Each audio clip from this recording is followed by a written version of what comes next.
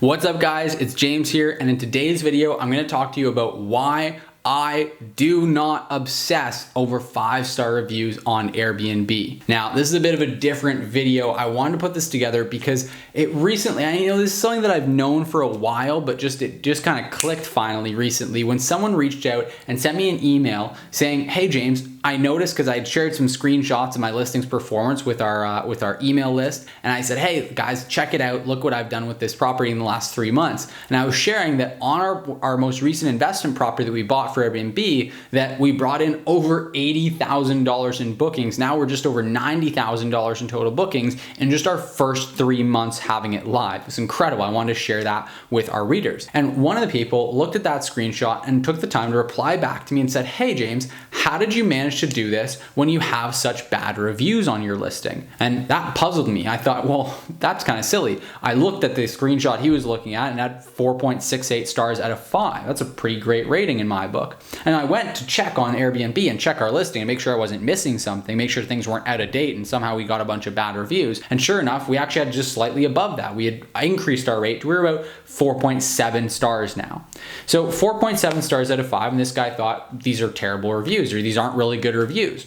And so I messaged him back to clarify. And what I found out was that this person, just like a lot of other hosts out there, not to his fault at all, but he just, had this idea in his head, as a lot of hosts do, that you need to have 5-star reviews and nothing but 5-star reviews in order to perform well on Airbnb. And so I went back and forth with them, and I wanted to share this with you guys. I wanted to put together a video talking about this because I wanted to shed some light on something that I think will make a really, really big difference. Now, before we dive into this and before I go through all the details, I do want to let you guys know there's a link down in the description down below to a couple of free trainings. Now, one that I'm really excited about that we just recently launched, just recently put together, I worked on this for weeks, it's really amazing, is a free training that's going to cover everything you need to know in order to be a successful short-term rental investor, in order to actually go out and buy properties, invest in properties for short-term rental, and do it very, very successfully. So I highly recommend that to start with, you check out that link in the description down below. Register for that training. Grab yourself a spot before it's too late. Make sure you go and register for that training. It's brand new. We're going to give you all kinds of tools and strategies. I'm going to go through the 3 crucial components to being a successful short-term rental investor, so make sure you check it out. Now, if you're looking at this video, you're watching it, and you're saying, "Hey, I don't have the money right now to go and buy a property for Airbnb, but I do want to manage other people's properties on Airbnb,"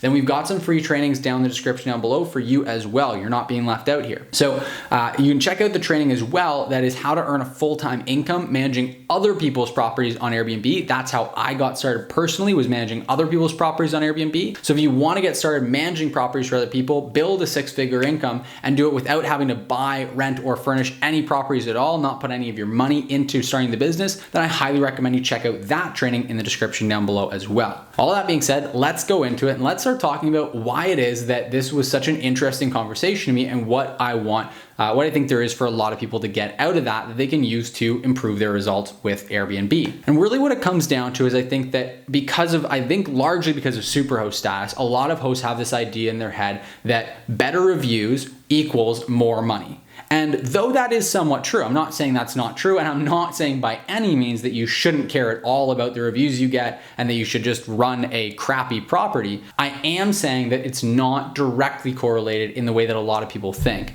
And what I mean by that is that you can look at a property with good reviews, 4.7 stars, and another property with perfect reviews, 5 stars, for example, or 4.99 star review, and oftentimes the property that has the lower rating is actually making way more money, even if all else looks to be equal. And the reason for that is because not just having great reviews is a reflection of how well your property lives up to the expectations that you've set for your guests. It does not reflect how valuable you've made your property. And what a lot of hosts do is they fall into this trap where they think that because they can't afford to get any bad reviews at all, they really obsess over all the minutia, and they spend so much time focusing on every little thing and pleading with their guests to make sure that they get that 5-star review, that they never take the time to really zoom out and look at the business as a whole and think to themselves, how can I add more value? A lot of hosts honestly are trying to kind of lower the bar, lower the expectations for their property so that they can exceed those expectations and get a better review.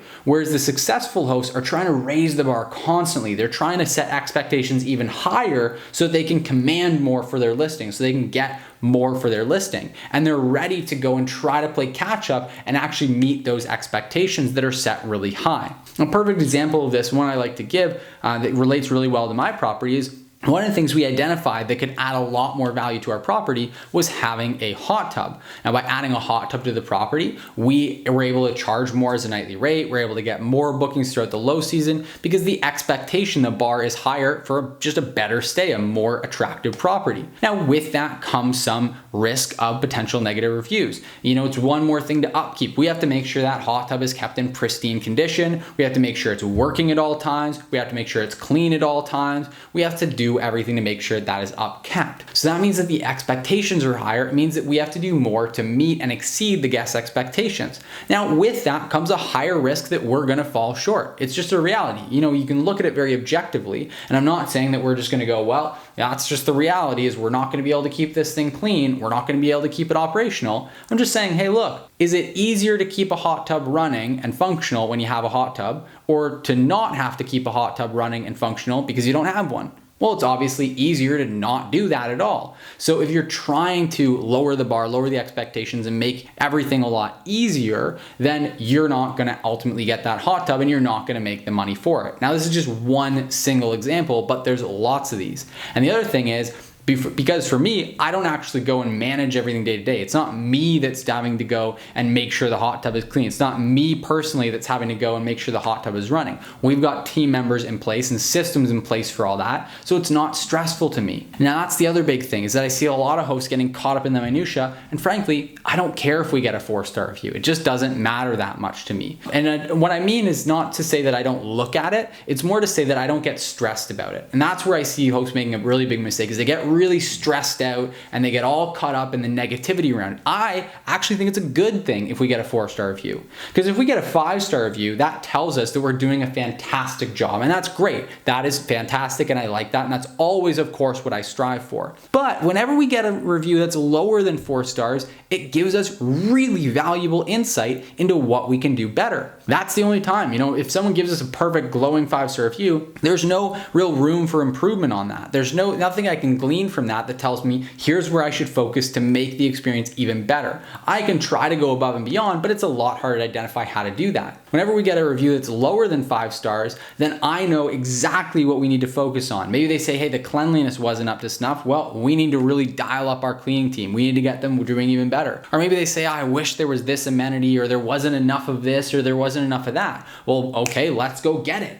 Because ultimately, every time I take that feedback and action on it, it means that there's going to be even more value provided to the future guests. It means that the listing is going to perform even better going into the future. Now, if you're constantly scared of these 4-star reviews or lower, and you try to avoid them like the plague, and you try to always defend against them whenever they come in and find reasons that that guest is wrong and had crazy unrealistic expectations, well, you're never going to improve. You're never going to make your listing better. You're never going to add more value, and so your listing is never going to perform better. The results speak for themselves. This host that reached out to me was awestruck by the way that we were able to make as much money as we were and still have 4.68 star reviews. Think about it, 4.68 star reviews, 4.7 star reviews. That's really, really good. That's over a 90% customer satisfaction rate. That's really strong. I don't look at that and say, wow, our reviews are really low. I look at that and say, okay, we're doing really well. There's room for improvement. I know exactly what we need to focus on, and we're focusing on it. And I've got the team members in place and the systems in place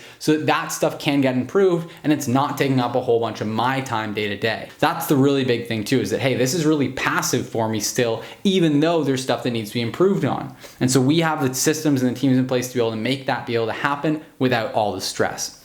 So again, I thought this was a really valuable lesson. I think it's really valuable for a lot of hosts to learn, because hey, you can have a lot less stress and make a lot more money doing it if you just shift the way that you look at things and have the right systems and strategies in place. Again, if you want more of that, if you want more of the kind of overall way that we view this business, all the strategies we use, the 3 key components that I see that you absolutely need for success investing in short-term rentals, and if you want some of the tools that we use to set up for our team, set those systems up in place so that it can be really passive and really stress-free, then again, check out the link in the description down below to our free training on how to invest successfully in short-term rentals, how to successfully buy vacation homes. Just check that out. I highly recommend it. It's completely free. Register for it now. Now, if you're looking to do the same same thing, but you want to manage other people's properties on Airbnb and you want to make as much money as passively as possible without all the stress of it, then again, I highly recommend our other free training linked in the description down below. That's going to show you how to earn a full-time income managing other people's properties on Airbnb. Either route is really good. One's really great for if you're getting started and want to do it without investing any of your own money.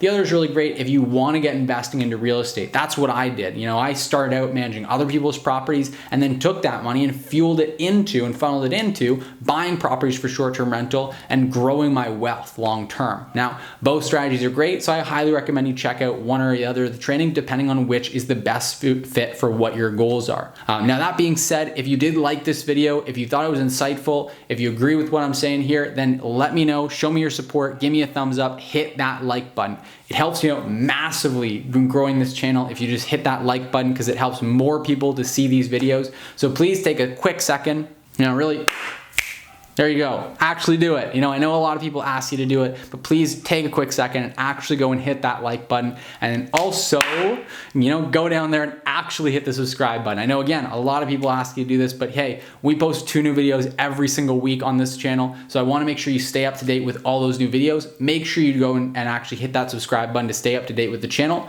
And all that said, I hope you have a fantastic rest of your day. I hope this video is really valuable to you, and I'll see you in the next one.